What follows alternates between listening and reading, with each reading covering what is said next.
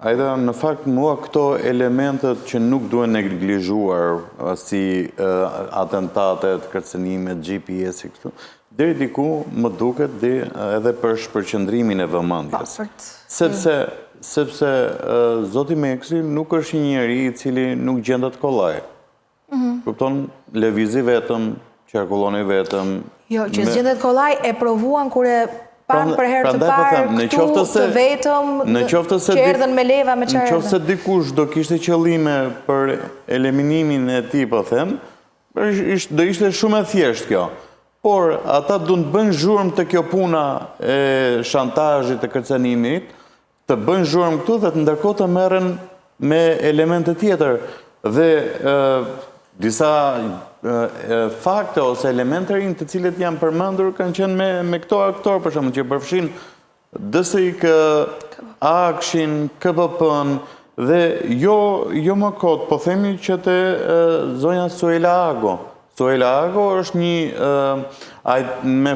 domethënë punojnë se Akshit, por që artiste që është në Ministrinë e Financave, pra që ka një rol të rëndësishëm në auditimet që janë bërë për SQM-on. Pra njëherë vetë ka deklaruar që nuk ka shkelje dhe më pas auditim tjetër për gjetër. Bie ndesh me letra. Jo, dhe po, pikërisht, dhe kjo nuk është kritje rastësore, sepse nga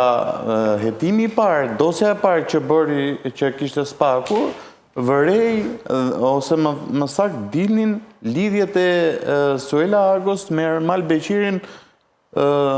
që vite më përpara që në Universitetin Kristal e tjera më radhë që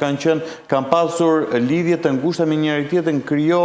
kompani, dikush administrator, pastaj nën punës, pra kanë qenë në mënyrë të vazhdueshme. Dhe katapultohu, dhe pikërisht sipas hetimeve rezulton që Suela Ago është njeriu i Ermal Beqirit në Autoritetin Kombëtar të Shoqërisë së Informacionit, në Akshin. Në këtë mënyrë, këto janë lidhjet dhe këto janë elementet që shkakton zhurmë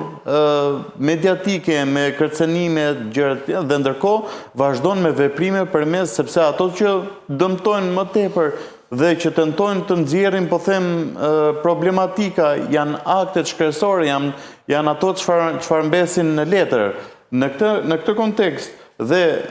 po të rireferohemi po prap dosjes së Akshit, dosjes së parë, momentin kur është marrë në 12 gusht, kur është marrë peng Geron të 2025-s, kur është marrë peng Geron Meqe, në dëshminë që i ka dhënë para prokurorëve të SPAK, ishte ajo momenti i pengmarrjes e të gjitha dhe që i kërkuan të tërhiqej.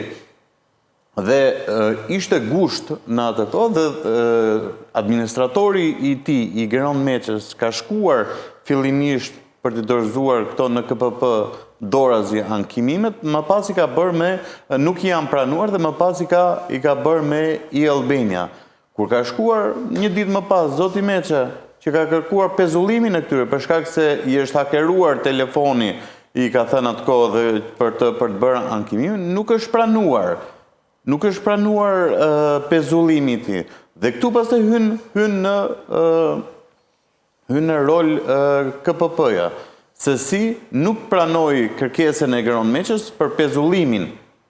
e këtyre dhe ai përmend emra në dëshminë që ka dhënë në SPAK për persona që lidhen me Ermal Beqirin, që janë lidhje ngushtë e tyre dhe po dëshmia e Geron Meqes ka treguar se si